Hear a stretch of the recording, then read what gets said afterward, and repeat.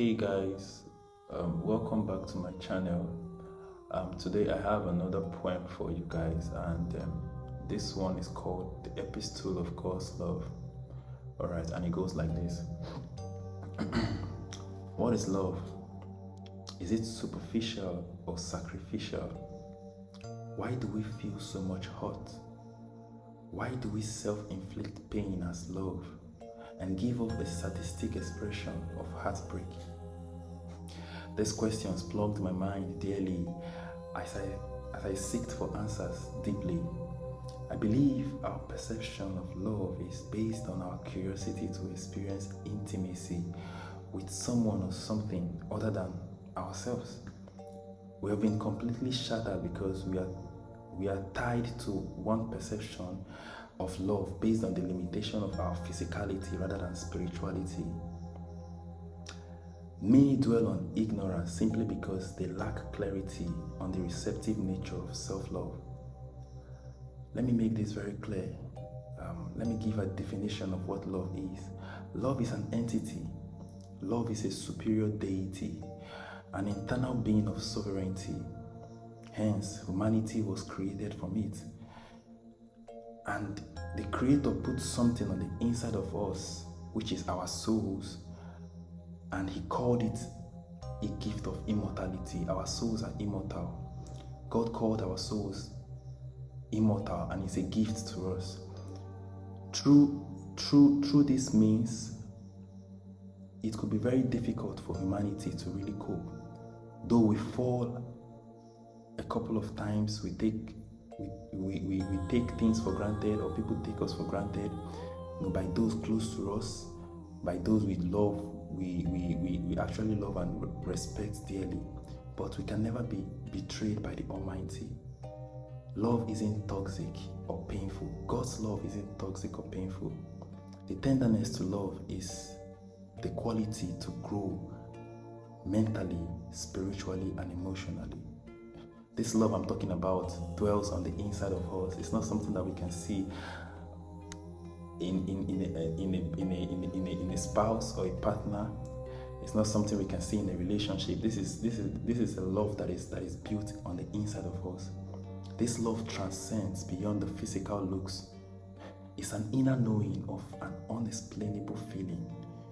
Do you know that feeling of getting to truly know someone, which is yourself, and connect deeply with yourself?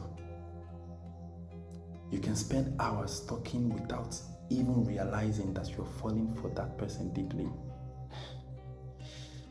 Self-love is something that if we practice very well, we can spend time loving on ourselves, working on ourselves, not knowing that we've actually fallen in love with ourselves, because self-love is actually the first thing. Before you can love someone, you need to love yourself. All right. Put yourself first, and that is how the epistle of God's love is. God's love defends us. God's love protects us. God's love announces us. God's love judges us. God's love is it's a free will. It's not something that is imposed based on a must or something. It's something that is based on free will. Despite God being so powerful and so almighty, He doesn't impose Himself on us. He doesn't force Himself on us. God's love gives us that ability to really choose for ourselves whom to serve. The Bible says, choose for yourself this day whom to serve. And we being lukewarm, I think in Africa, the issue of lukewarmness is being practiced heavily. I'm talking about religiously and traditionally. Lukewarmness is being practiced heavily, and my background is actually tied to lukewarmness. And I actually grew from that perception, grew from that perspective, and started working on myself, getting to really discover who I truly am. And the results are actually mind-blowing. And there is something that is not really compared to anything. It's unlike anything I've seen before. And regardless of every experience and encounters I may have had in my life so far, I am still much grateful. Despite my experiences, my hurt, my betrayal, my losses, my pain, my tears, it does not really give me that opportunity to really turn away my heart from God, because I was built in love. So I still pick myself up and walk through it, come out and really, try to help those as well who might be going through one thing or the other. All right, I'm really sorry that this poem actually took a U-turn, and I started. But yeah, that is what this channel is all about. I'm not really tied to just one thing. I'm not really tied to just teaching or lectures or whatsoever. I am someone who expresses myself creatively through different means and through different acts.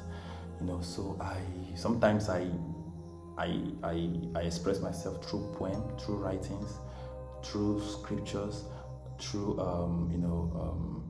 metaphysical abilities, our cognitive imagination and our cognitive abilities, and also through my life experiences as well. So I am not really tied to one thing though. So yeah, I think this is just all for now, and as time goes on, I'll really put out more for you. And yeah, sorry for the noises though.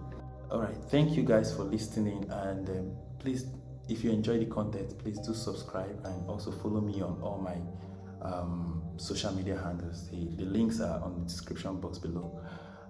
Follow me, and I would also want to connect with you as well. All right, so thank you for listening. See you on the next one.